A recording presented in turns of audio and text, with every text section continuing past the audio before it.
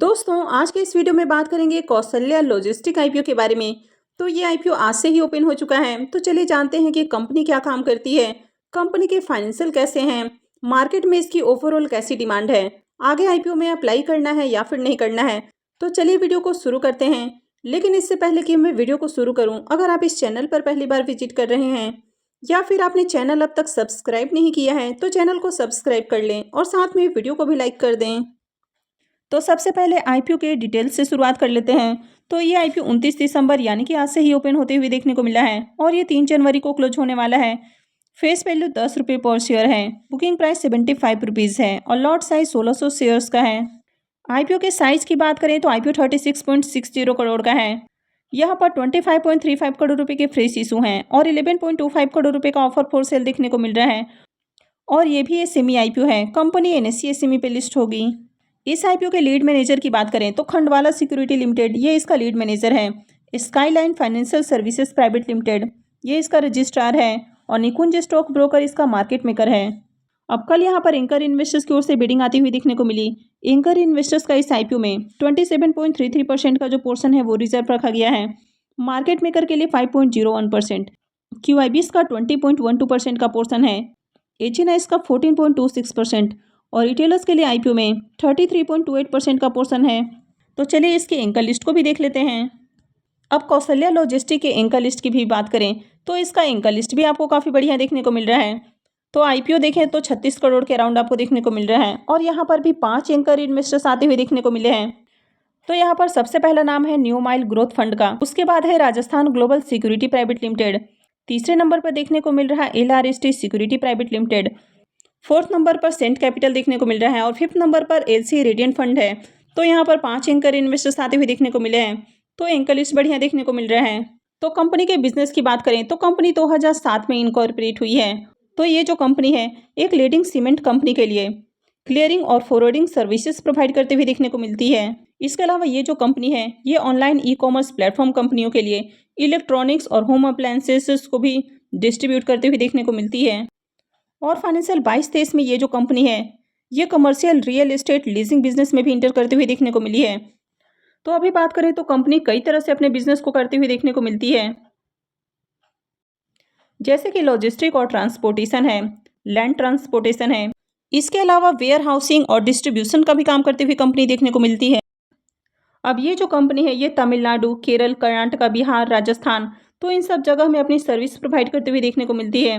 इसका जो head office है वो आपको न्यू दिल्ली में देखने को मिलता है और रीजनल ऑफिस चेन्नई के अंदर है। तो ओवरऑल देखें तो कंपनी का बिजनेस आपको बढ़िया देखने को मिल रहा है और कंपनी का बिजनेस भी काफ़ी डाइवर्सिफाई है, यानी कि कंपनी अलग अलग सेगमेंट में काम करती हुई देखने को मिल रही है। अब कंपनी के फाइनेंशियल की बात करें तो यहाँ पर आपको फाइनेंशियल 21 से फाइनेंशियल 23 का कंप्लीट फाइनेंशियल देखने को मिलता है और फाइनेंशियल 24 के एक क्वार्टर का फाइनेंशियल देखने को मिलता है।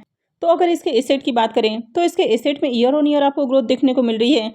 इसके रेवेन्यू को देखें तो फाइनेंशियल 21 से फाइनेंशियल 22 का जो रेवेन्यू है वो ऑलमोस्ट आपको डबल होते हुए देखने को मिला है। वहीं फाइनेंशियल 22 से फाइनेंशियल 23 के रेवेन्यू को देखें तो ये जो फिगर है वो आपको करीब 10 गुना होते हुए देखने को मिला है, यानी कि रेवेन्यू के अंदर जबरदस्त ग्रोथ है। कंपनी के प्रॉफिट आफ्टर टैक्स की बात करें तो 2021 में कंपनी 299 लाख के प्रॉफिट में देखने को मिल रही है। 2022 में बढ़ के 376 लाख हो जाता है। 2023 में देखें तो ये 705 लाख से भी ज़्यादा हो जाता है। तो फाइनेंशियल 22 के मुकाबले यहाँ पर इसके प्रॉफिट को देखें तो ये आपको 2 टाइम्स होते हुए देखने को मिल रहा है। अगर इसके नेटवर्थ की बात करें तो यहाँ पर भी ग्रोथ है। कंपनी के रिजर्व भी आपको साल दर साल बढ़ते हुए देखने को मिले हैं। लेकिन अगर कंपनी के बोरोइंग्स की बात करें तो कंपनी के जो डेट हैं वो आपको बहुत तेज़ी से बढ़ते हुए देखने को मिले हैं। तो कंपनी के अगर करेंट डेट को देखें तो 2021 से लेकर अब तक इसका जो डेट है वो करीब 5 गुना होते हुए देखने को मिला है। जबकि अगर प्रॉफिट को देखें तो प्रॉफिट के अंदर इतना इजाफा आपको देखने को नहीं मिल रहा है।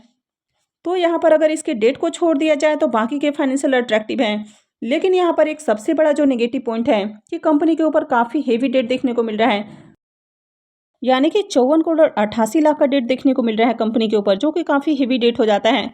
और कंपनी आईपीओ से जो फंड रेज करने वाली है तो उसमें से 1.71 करोड़ रुपए कर्ज के भुगतान में खर्च करने वाली है। तो उसके बाद भी देखें तो ऑलमोस्ट जो डेट है वो पूरी तरह ऐसे ही रहने वाला है, यानी कि आगे भी बात करें तो कंपनी के ऊपर 53 करोड़ से ज़्यादा का डेट देखने को मिलने वाला है, जो कि काफ़ी हेवी डेट हो जाता है। अब यहाँ पर बात करें इसके पी मल्टीपल की तो ये जो आईपीओ है ये भी थोड़ा-सा आपको ओवर वैल्यूड प्राइस के ऊपर आते हुए देखने को मिला है, यानी कि सस्ते प्राइस के ऊपर आईपीओ आते हुए देखने को नहीं मिल रहा है।